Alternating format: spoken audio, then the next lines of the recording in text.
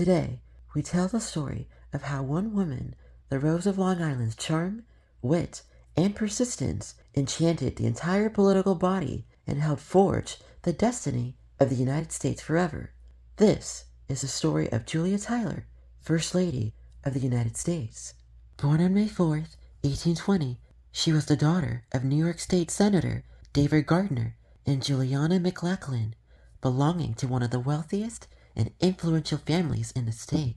On Long Island, she was raised with all the social graces of society women of her era, refining her training in private school where she learned ancient history, French literature, arithmetic, and the like. By the time she blossomed into adulthood, she was renowned for her beauty, grace, fashion, and intelligence. However, she shocked polite society by modeling for a department store advertisement in 1840.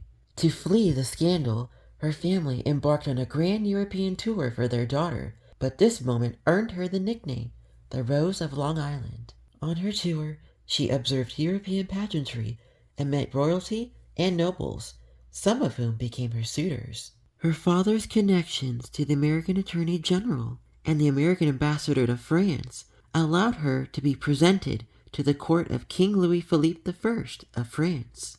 She returned to the States in 1841, while in late 1842, she and her family stayed in Washington for the winter social season, where she became the star of Washington's elite.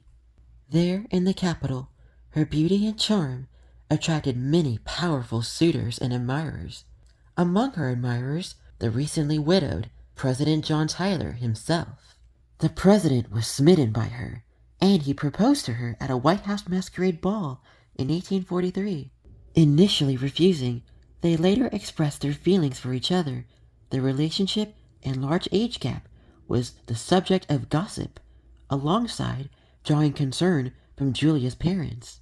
Tragedy would later strike in February of 1844, with Julia joining the president's cabinet aboard the USS Princeton. The large naval cannon exploded, killing the Secretary of State and Julia's father. Though uninjured, the president immediately retrieved the grief-stricken Julia, carrying her off the ship to safety.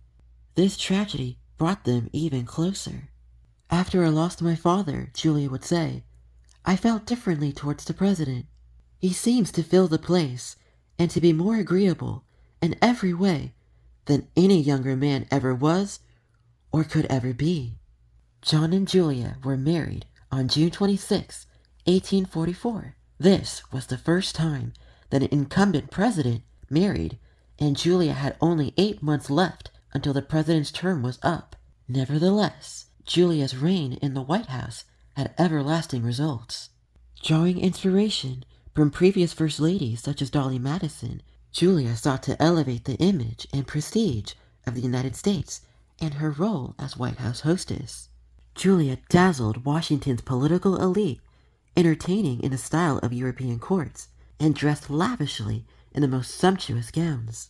Her female relatives served as Julia's ladies-in-waiting, while the daughters of elite families joined her retinue at official balls, dressed similarly in white, who were called her Vestal Virgins. Despite receiving some criticism for her lavish ways, the party princess's popularity soared, which boosted the image of the presidency. The First Lady also interceded on the people's behalf. She heard the pleas of those who came for her help, those who requested pardons, clemencies, or requests for employment, in order for her to pass on to her husband and officials. Her success in channeling her star power to elevate the presidency's prestige was also her way to advance her husband's agendas. She courted public officials, journalists, and even members of the public. Her entertainment and flattery initiatives advanced her own image as a charismatic, gracious hostess, while more importantly, also gained favor for the president. One by one, congressmen and Supreme Court justices alike fell under her spell. This form of lobbying proved effective for charming the House and Senate for her husband's biggest initiative, Texas annexation.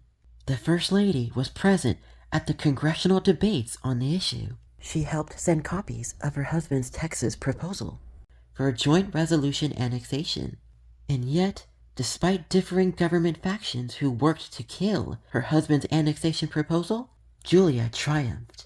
In his last hours as president, he awarded Julia the pen he used to sign off on Texas annexation, to which she proudly wore around her neck.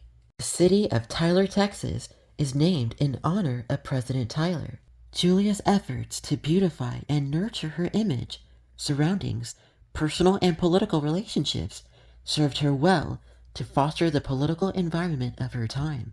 Whether it was for the parties she hosted, the clothes she wore, or her graciousness towards lawmakers and citizens, the story of this remarkable woman continues to inspire us today in how she utilized her best qualities to help shape the destiny of an entire nation.